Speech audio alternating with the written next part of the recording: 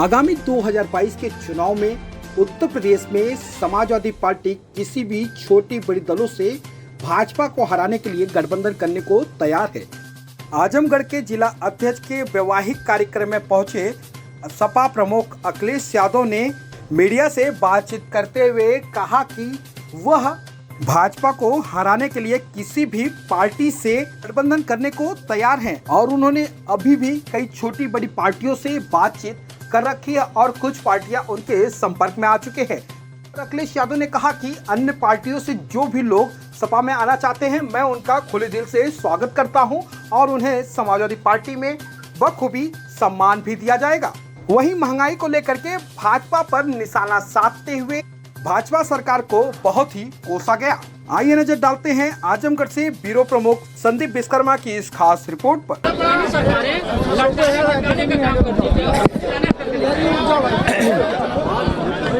ये शांति से कौन आ गया? ये मुझे खुशी है इस बात की, कि भारतीय जनता पार्टी अब विकास की बात कर रही है।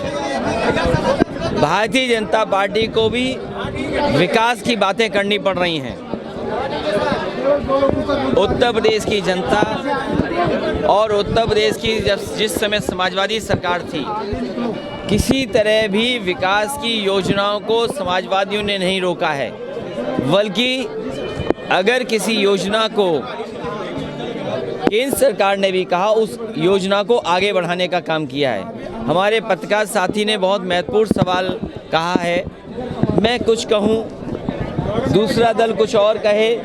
मैं तो अपने पत्रकार साथी से कहूँगा कि आरटीआई का जो एक्ट है उसके तहत जानकारी हासिल करें और उस समय उन्हें पता लगेगा कि समाजवादी पार्टी न केवल जेवर में बल्कि फिरोजाबाद, जो चूड़ियों के लिए पूरे देश और दुनिया में जाना जाता है, वहाँ भी एयरपोर्ट बनाना चाहते थे कि जहाँ पर एक जगह उद्योग का काम शुरू हो, वेस्टर्न यूपी के लोगों को लाभ मिले, वहीं आगरा जैसी अंतर्राष्ट्रीय शहर, उसको एयरपोर्ट की ज़रूरत थी।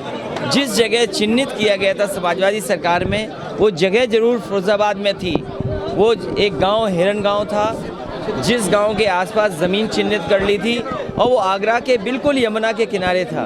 तो अगर एयरपोर्ट बनना था, उस समय अगर अनुमति मिल गई होती तो लखनऊ के साथ साथ आपको फिरोजाबाद में भी एयरपोर्ट मिल जाता, जेवर में और अंतर्राष्ट्रीय एयरपोर्ट मिलता, तो एयरपोर्ट मिल जाता। और आप आजमगढ़ के लोगों, आपको तो पूछना चाहिए बीजेपी के लोगों से, ये हवाई पट्टी नेताजी ने बनवाई, इस हवाई पट्टी को बड़ा कर दिया समाजवादियों ने और आज तक चालू नहीं किया। और चालू इसलिए नहीं किया, कहीं समाजवादी लोग हवाई जहाज लाके उतार न दें इस पर। आपको पूछना चाहिए कि आजमगढ़ की हवाई पट्टी नेताजी ने बनाई, समाजवादी पिछली सरकार में इसको बड़ा और चौड़ा किया गया जिससे कि बड़े हवाई जहाज उतर सकें। क्यों नहीं सरकार ने बनने दिया और अनुमति नहीं दी? सबसे बड़ा सवाल महंगाई का है। सबसे बड़ा सवाल महंगाई का है। महंगाई कैसे कम हो, डीजल पेट्रोल की कीमतें कैसे कम हो और हमारे नौजवानों को नौकरी और रोजगार के अवसर कैसे मिले, ये सरकार की जिम्मेदारी बनती है कि महंगाई कम करें, नौकरी रोजगार का इंतजाम करें।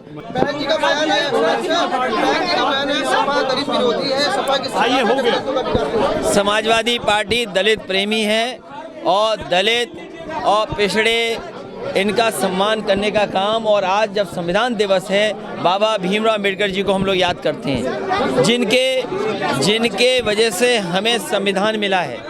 देश की तमाम आज़ादी दिलाने वालों को भी याद करते हैं, जिसकी वजह से हमारा देश आज़ाद हुआ।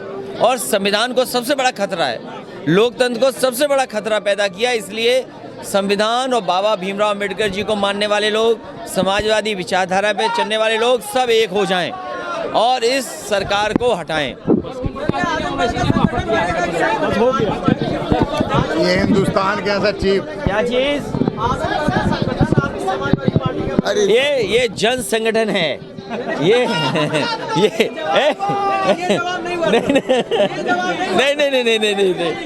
ये कम है ये संजय खड़ा ये कम है, ये दीवाना कम है, ये जन संगठन है। हमें बधाई देते हैं अध्यक्ष जी और उनके परिवार को, जो आज उनके घर में विवाह है, विवाह के कार्यक्रम में सब परिवार के लोगों से मिलने का मौका मिला। मैं सभी का धन्यवाद देता हूं और पत्रकार साथियों का भी धन्यवाद देता हूं। देखिए, जो माहौल है उत्तर प्रदेश का, जो माहौल है और जिस तरीके से आप पता करिए, नोएडा में किसानों ने भारतीय जनता पार्टी के बहुत बड़े एक नेता को घेर लिया। अभी शाहजहांपुर की जानकारी करिए, अखबारों में छपा है, पहलवानों ने वहाँ के सांसद को घेर लिया। आपके बगल में प्रतापगढ़ में एक सांसद कूटे गए तमाम। अच्छा ये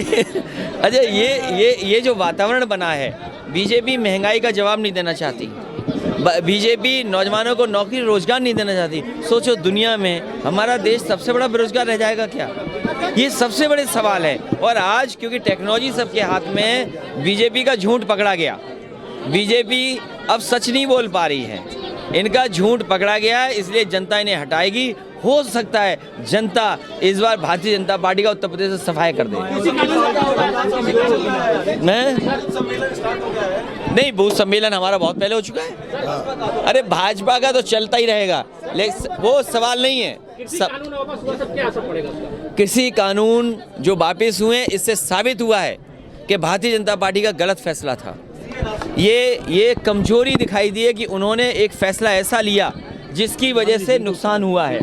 और आप खुद सोचिए, सरसों का तेल जो हम खाते हैं, गरीब खाता है, कई बार गरीब बहुत कम 100 ml लेने चला जाता है, 200 ml लेता है जाकर के। आज सरसों के तेल की कीमत क्या हो गई? और सरकार जिस तेल को गरीब को खिलाना चाहती है, वो किस क्वालिटी का तेल होगा जो खिलाएंगे? वो पता नहीं कहाँ से मंगाया जा रहा है, न जाने कितनी मिलावट का सरसों का तेल होगा। अब वो कह रहे सोयाबीन का तेल है। हमारे गरीब को सरसों के तेल का खाना अच्छा लगता है। ये जाने कौन सा तेल खिला रहे हैं बीजेपी वाले, ये सवाल बीजेपी वालों से पूछिए आप।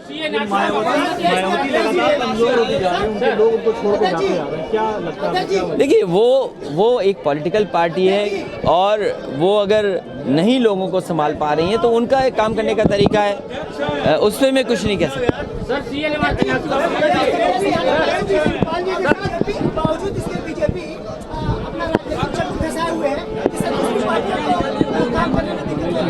देखिए बीजेपी, हाँ,